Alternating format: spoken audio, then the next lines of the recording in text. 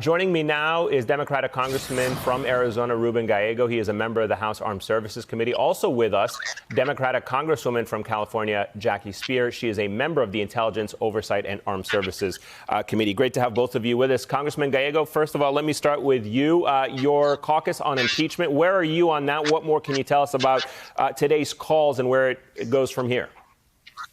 Well, I do believe we have to impeach this president. We don't know what he's going to be up to for the next couple of days now. He clearly was involved in this insurrection. He lit the fire and then fanned the flames and then sent it to Capitol Hill. And we don't even know what else was involved, whether he was involved in the denial of National Guard support. So we have very few tools in our toolkit to keep someone accountable as Congress. And impeachment is one of the ones that we have to use. And therefore, I'm supportive of it. And realistically, though, is it anything more than it is symbolic? And the articles that would be introduced on Monday, realistically, even if they are during that pro forma session, ultimately allowed to go forward, is it really, Congressman, going to result in the eviction of the president from his office? Well, I think the most important thing that it does is actually keeps him constrained, at least until he is out of office. If he has an impeachment that has already passed on the House side and still hanging in the Senate, should he act, in any manner that is contrary to democracy or puts, this country in danger, it'll be quicker for the Senate at that point to, finish the impeachment process. So again, this is one of the few tools that we have that we can keep this madman in line, and we need to take it. Unfortunately, I wish there's other things we can do, but until he's gone, there's very few things that we have in terms of keeping him in check. Congresswoman, to that point, there are only 12 days left in President Trump's term. He could still certainly do a lot of damage, but give us a realistic sense of how would impeachment work with so little time? And do you think that you could, in fact, get Republicans to support you in a meaningful way to convict the president? I feel very strongly that we must act. To somehow suggest, well, there's only a few more days.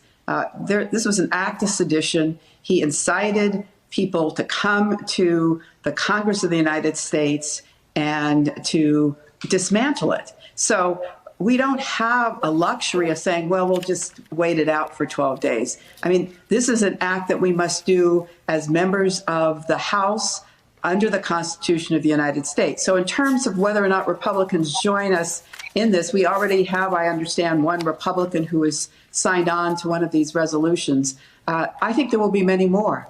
I don't think we can somehow suggest that this is okay. And by not taking action, we are saying it's okay.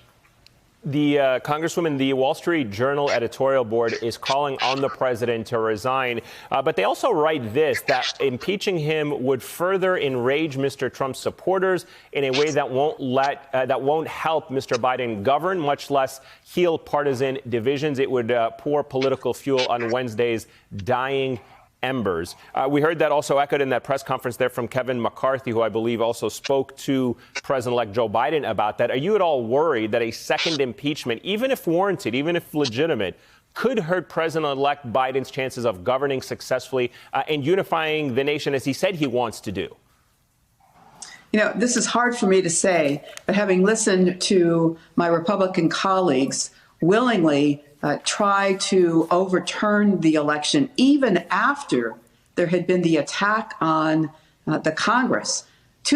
Almost two-thirds of the Republicans in the House voted to turn over the election results in the state of Pennsylvania. So I have no belief that there is a willingness to work with the Democrats. And I hate saying that, but I think that Donald Trump has a control over them, not so much because they believe him, but because they believe he has an impact on their ability to be reelected. Hey there, I'm Chris Hayes from MSNBC. Thanks for watching MSNBC on YouTube. If you want to keep up to date with the videos we're putting out, you can click subscribe just below me or click over on this list to see lots of other great videos.